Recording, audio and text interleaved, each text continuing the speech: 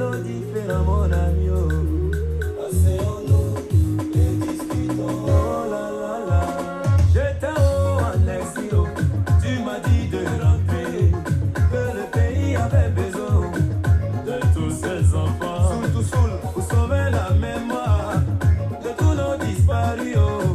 On devait reconstruire ensemble. Bonsoir à toutes, bonsoir à tous. N'hésitez pas à partager, s'il vous plaît.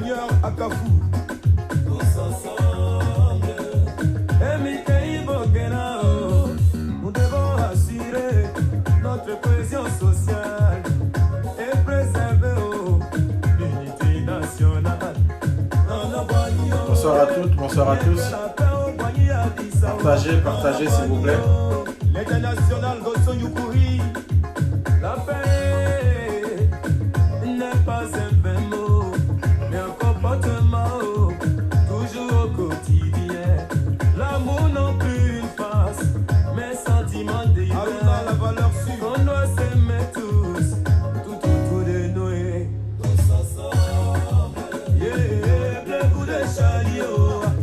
On n'a pas besoin de Dieu pour régner. Nous attendons que vous puissiez bien vous installer afin que nous puissions commencer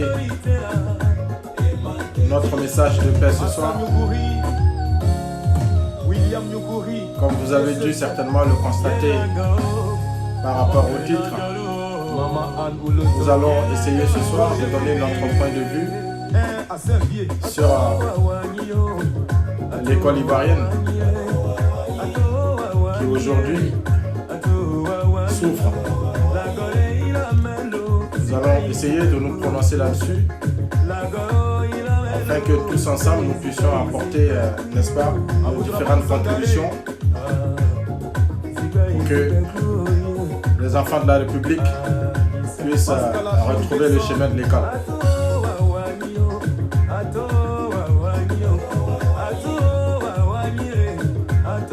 Merci à toutes et à tous ceux qui sont là.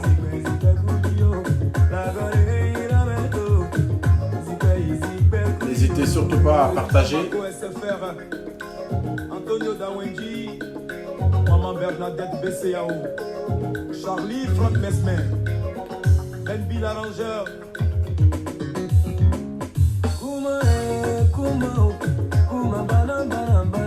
Cette chanson, c'est une chanson que j'ai décidé de choisir comme la chanson de la paix parce que c'est une chanson qui parle de paix. Et j'aimerais saluer au passage ce groupe ivoirien qu'on appelle VDA qui nous parle de paix et qui nous rappelle surtout les grandes œuvres du Père de la Nation fait le président Félix Houphouët-Boigny.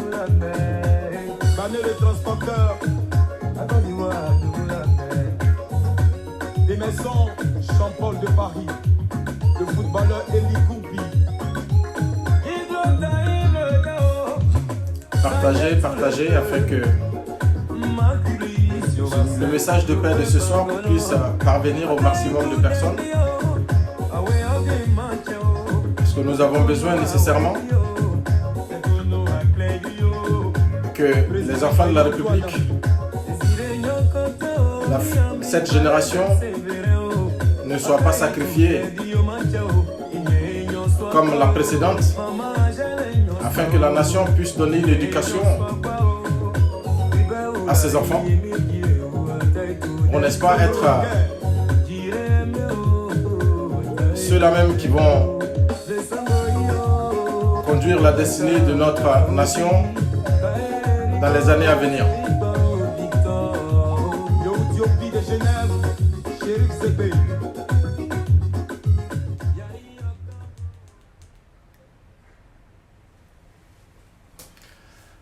Bonsoir à toutes, bonsoir à tous.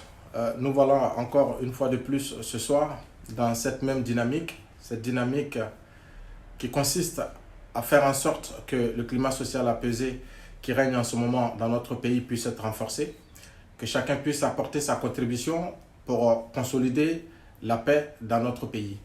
Ce soir, comme je le disais tantôt, nous avons décidé de nous prononcer sur l'événement politique majeure qui se passe dans notre pays, c'est-à-dire la grève des enseignants, des étudiants, et ce qui met à mal le bon fonctionnement de l'école en Côte d'Ivoire.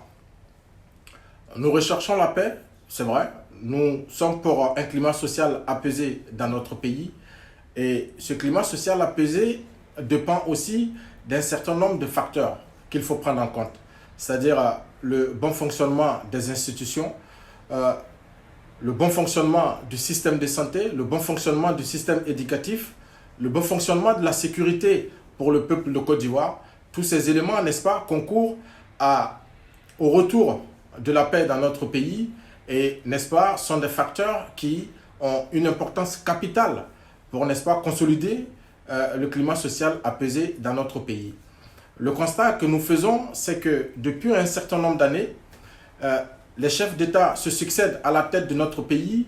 Malheureusement, l'école ivoirienne a toujours souffert et continue de souffrir de certaines situations que personne, aucun des présidents n'a réussi jusqu'à aujourd'hui à trouver une solution véritable et durable pour permettre aux enfants de la République, n'est-ce pas, de bénéficier d'une éducation qui va leur permettre, qui va leur garantir, un avenir certain dans notre pays.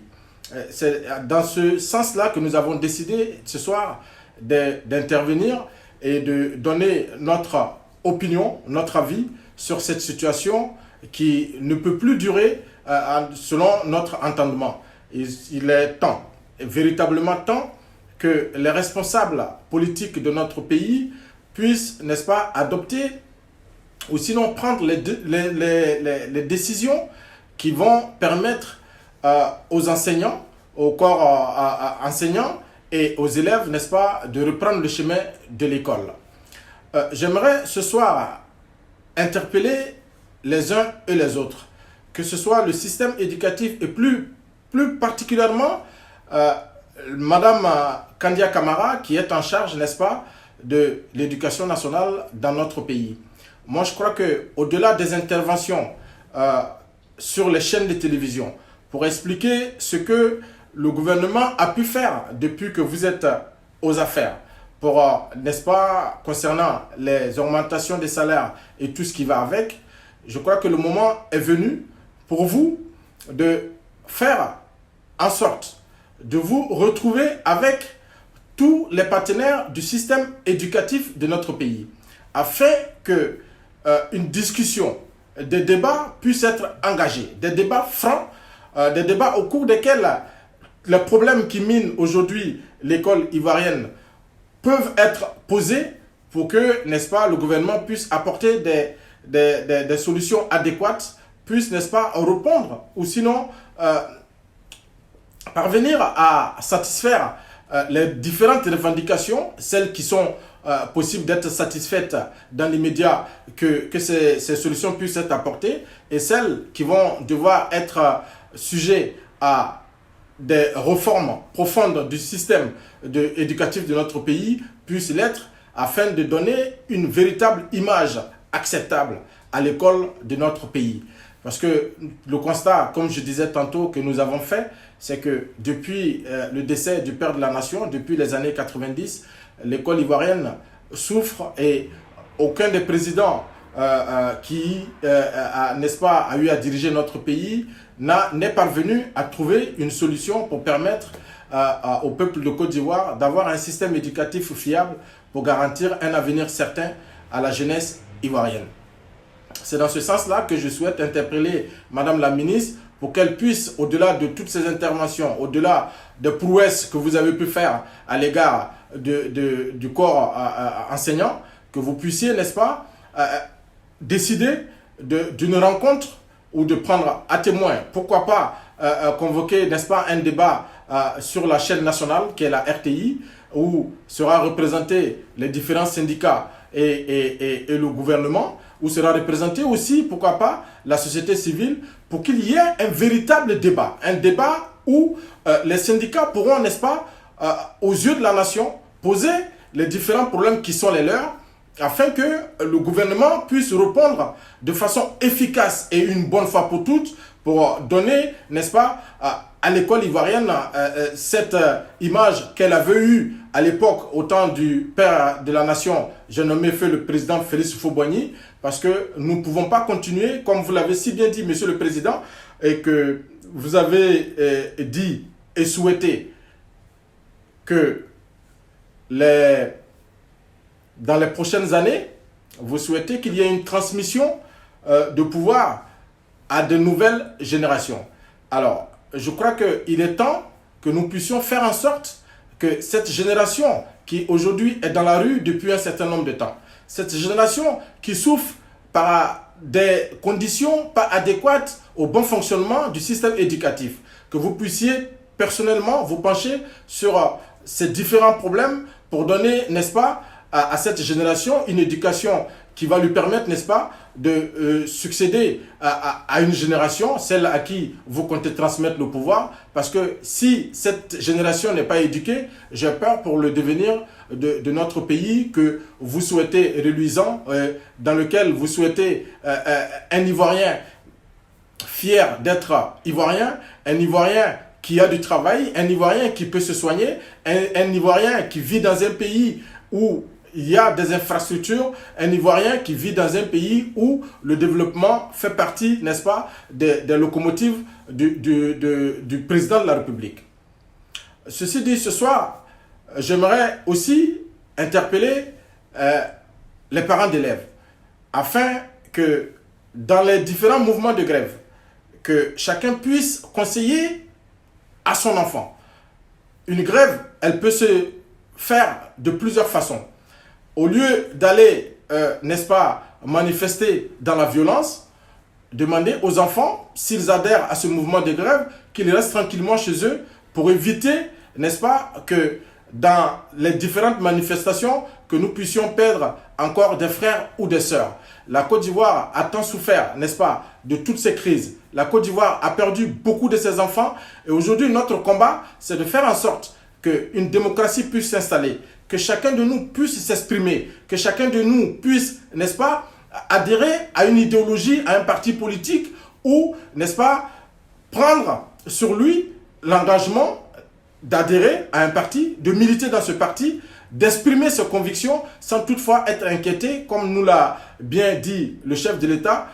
Aucun Ivoirien ne doit aller en prison pour son opinion politique et encore plus, aucun Ivoirien ne doit mourir pour son opinion politique.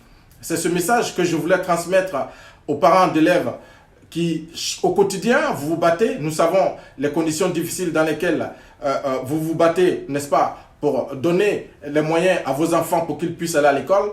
Le plus important, c'est de préserver la vie de toute la nation ivoirienne, de tout le peuple de Côte d'Ivoire. Il est hors de question que pour des opinions politiques ou pour une manifestation par rapport à des situations meilleures d'études, qu'un Ivoirien puisse perdre la vie. Ceci dit, j'aimerais aussi, entre autres, interpeller nos autorités sur un certain fait qui est l'emprisonnement des enseignants qui réclament certainement des conditions meilleures de travail. Nous avons vu ici, il n'y a même pas 2 mois, un élu du peuple, j'ai nommé Madame Traoré, qui s'est permise face à une caméra d'insulter le peuple de Côte d'Ivoire sans toutefois être inquiété. Et pour des enseignants qui réclament des conditions meilleures de travail à tort ou à raison, sont aujourd'hui en prison. Monsieur le Président de la République, je crois que ce n'est pas la bonne méthode de gouverner un pays qui sort d'une crise aussi grave. Ce n'est pas la bonne méthode de permettre à un peuple de s'exprimer ou de manifester son mécontentement.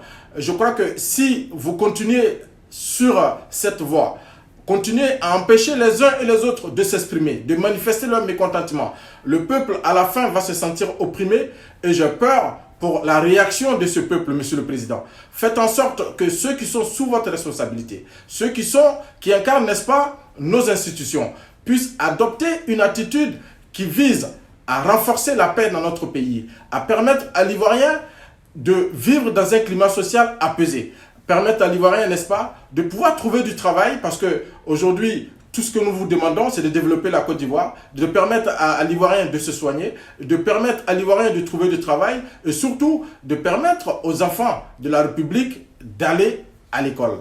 Sur ce, Monsieur le Président, je me permets une fois de plus ce soir de solliciter votre haute bienveillance afin que vous puissiez personnellement vous pencher sur ce problème de l'école ivoirienne. Parce que le constat que nous faisons aujourd'hui, c'est que Mme Kandia Camara, ministre de l'Éducation nationale, je ne suis pas ici pour remettre en cause ses compétences, mais le constat que nous faisons, c'est qu'à plusieurs reprises, elle a eu des rencontres avec la représentation syndicale de notre pays.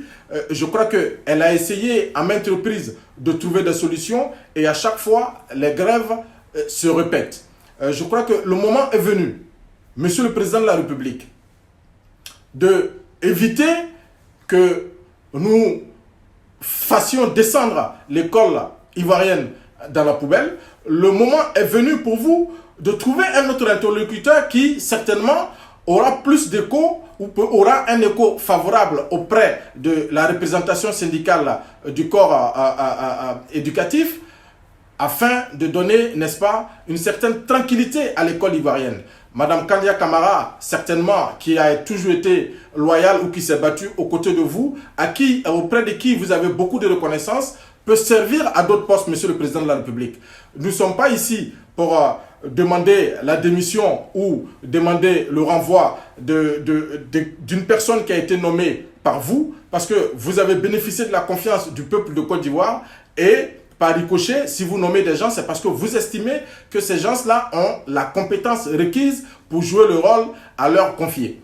Ceci dit, nous constatons depuis un certain nombre d'années les difficultés de la ministre de l'Éducation nationale à trouver des solutions pour l'école ivoirienne. Et il est temps, Monsieur le Président, un Ivoirien que je suis, j'ose me permettre ce soir de vous interpeller sur ce cas de figure afin que vous puissiez user de votre capacité. Vous avez eu cette chance que beaucoup n'ont pas eu dans leur vie d'être choisis par le père de la nation, celui-là même qui est le bâtisseur de la Côte d'Ivoire, celui-là qui durant toute sa vie a fait en sorte que la Côte d'Ivoire et les Ivoiriens puissent vivre dans la paix et dans un climat social apaisé. Aujourd'hui, vous êtes au pouvoir, vous êtes le président des Ivoiriens depuis maintenant, sinon bientôt, une dizaine d'années. Monsieur le Président de la République, les Ivoiriens vous demandent une seule chose, la paix et un climat social apaisé.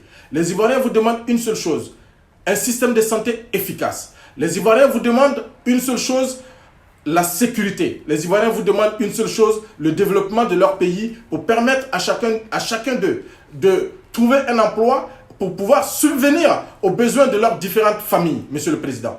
Le temps est venu pour vous de prendre vos responsabilités et de trouver des solutions efficaces et durables pour l'école ivoirienne. Cela y va aussi de l'avenir de cette jeunesse. Cela y va aussi de l'avenir de cette génération à qui vous comptez transmettre le pouvoir d'État.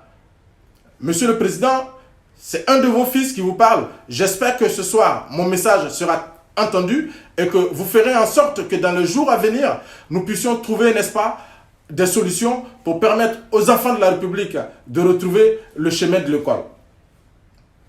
Cher peuple de Côte d'Ivoire, je viens à chaque fois devant cette caméra, quand l'occasion se présente, pour vous parler de paix, parce que nous avons besoin de cette paix. Nous avons besoin de nous parler. Nous avons besoin de nous aimer. Nous avons besoin de nous serrer les coudes. Nous avons besoin, chacun, à son niveau, quelle que soit notre appartenance religieuse, ethnique ou politique, de préserver la Côte d'Ivoire, de faire en sorte que la paix puisse régner dans notre pays. Ce n'est qu'à ce prix que nous pourrons donner une chance de développement. Nous pourrons donner une chance à nos enfants d'aller à l'école et, n'est-ce pas, de continuer ce développement et de préserver la Côte d'Ivoire avec toutes ces valeurs dont nous avons bénéficié de la part du Père de la Nation qui nous a enseigné et qui nous a éduqués avec la paix, qui nous a demandé le dialogue. Aujourd'hui, nos leaders politiques ne dialoguent plus. Chacun campe sur ses positions et chacun fait en sorte de préserver ses intérêts personnels.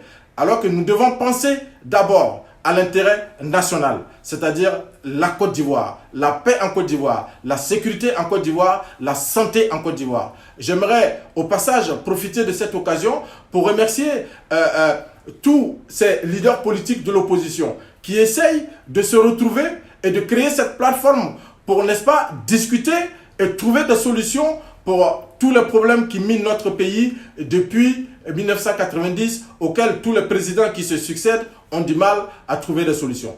Sur ce, cher peuple de Côte d'Ivoire, je vous souhaite la paix au fond de chacun de nous. Nous devons faire en sorte que dans nos propos, dans nos différentes attitudes, que nos voisins ne se sentent pas frustrés, que nous puissions apporter de l'amour et du réconfort à ceux qui en ont besoin. C'est ce message de paix que je voulais partager ce soir avec vous. Vive la Côte d'Ivoire, pour que vivent les Ivoiriens. Je vous remercie.